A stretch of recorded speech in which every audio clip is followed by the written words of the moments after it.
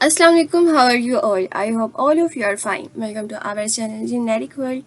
हमने last lecture में exercise 2.1 जो है वो कंप्लीट कर लिया है और आज के लेक्चर में हम एक्सरसाइज 2.2 को स्टार्ट करने से पहले कुछ डेफिनेशंस देखेंगे जो कि हमारी एक्सरसाइज 2.2 को सोल्व करने में हेल्प करेंगे।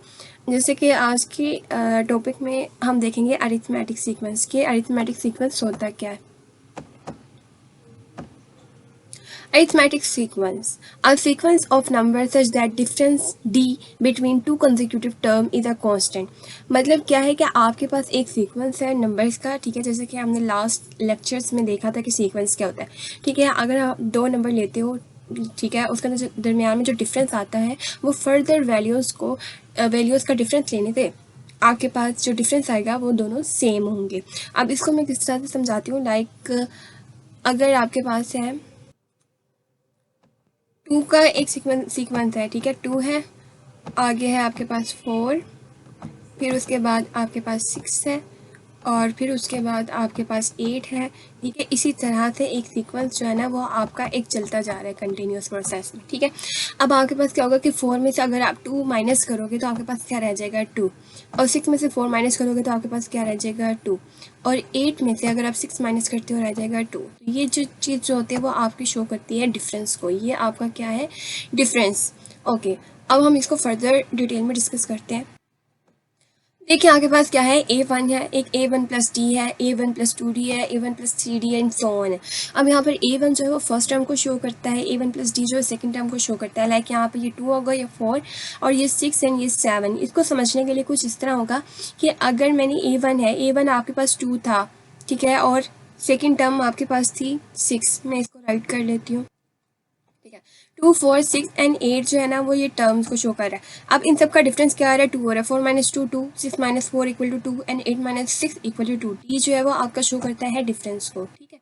अब यहाँ पर समझाने का मकसद क्या है कि यहाँ पर देखो a1 है, यहाँ पे सिंपल 2 है फर्स्ट टर्म, सेकंड टर्म क्या हुआ कि आपने डिफरेंस आपका 2 आया ना, फर्स्ट टर्म में आपने 2 ऐड किया तो आपके पास d आ गया, ठीक है।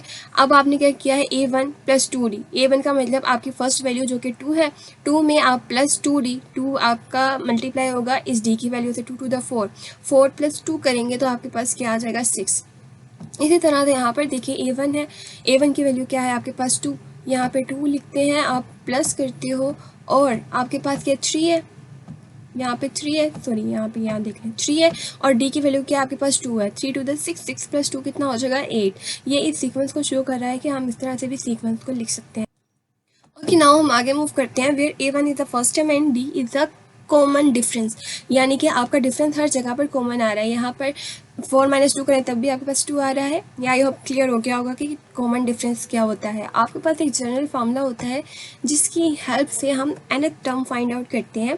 मतलब कि अगर हमें कोई टर्म गिवन हो, जैसे कि 8 यहाँ पर गिवन है, आगे जाकर कहीं पर आपको 16 जो है वो वैल्यू आएगी, ठीक है, तो आपने ये फाइंड आउट करना होता है कि भाई 16 जो है वो कौन सी टर्म है, ठीक है। तो ये हम इन फार्मूलाज को यूज़ करते हुए फाइंड आउट करते हैं कि कितनी टर्म है या इसकी जर्नल फॉर्म क्या होगी, ठीक है, जिससे ये सीक्वेंस जो है वो चल सकेगा। फर्दर आप देखोगे कि जनरल फॉर्म क्या होती है। आप अगर समझ नहीं आई तो कंफ्यूज मत हो, नेक्स्ट टाइम इंशाल्लाह आपको जनरल टर्म और किस तरह से टर्म फाइंड आउट किए जाते हैं सब क्लियर होगा।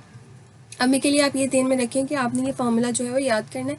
ए एन, ठीक है, इक्वल होगा a1 first term plus n minus 1, मतलब कि जितनी भी टर्म है, मतलब अगर यहाँ पर 8 है तो यहाँ पर 8 माइनस 1 होगा, ठीक है।